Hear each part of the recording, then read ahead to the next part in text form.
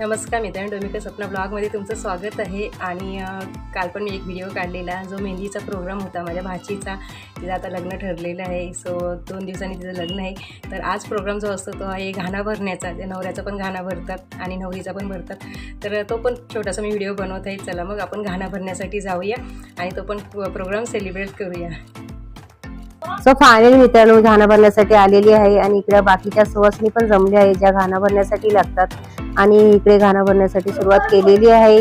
रांगोळी काढलेली आहे, त्यावरती पाट ठेवलेला आहे, त्यावरती आपली दुर्डी ठेवलेली आहे। दुर्डी म्हणा किंवा टोपली म्हणा, त्यामध्ये आपल्याला हळद कुंकू लावून, नारळाला हळद कुंकू लावून टोपलीमध्ये जशी आपण सुवासिनीची ओटी भरतो तशी नारळाने 5 वेळा आपल्या तांदूळ घालायचे आहेत। नंतर खाली 4 कोपऱ्यांवरती 4 वेळा आपल्या तांदूळ ठेवायचे आहेत।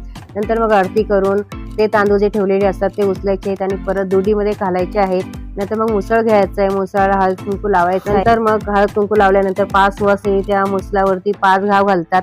5-5 घाव घालून एक मुसळ बाहेर काढायचं आहे। आता मुसळ तुमच्याकडे नसेल तर तुम्ही त्यासोबत 4 काठ्या घेऊ शकता, पण एक मुसळ असलं पाहिजे। अशा प्रकारे आमच्याकडे घाणा भरला जातो आणि घाणा भरल्यानंतर सुवासिनीची नावे आहेत। मंगळसूत्र 2 वाट्या, 1 सासर 1 माहेर, दीपकरावांनी दिला मला सौभाग्याचा आहे।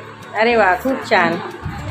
उभी आहे अंगणात, चंद्र आहे आकाशात, ज्ञानेश्वर भारतात आहेत भारताच्या नकाशात। नारायण मंत्राचं नाव घेते उतेकरांची लेख माते मंगल देवी वंदन करते तिला।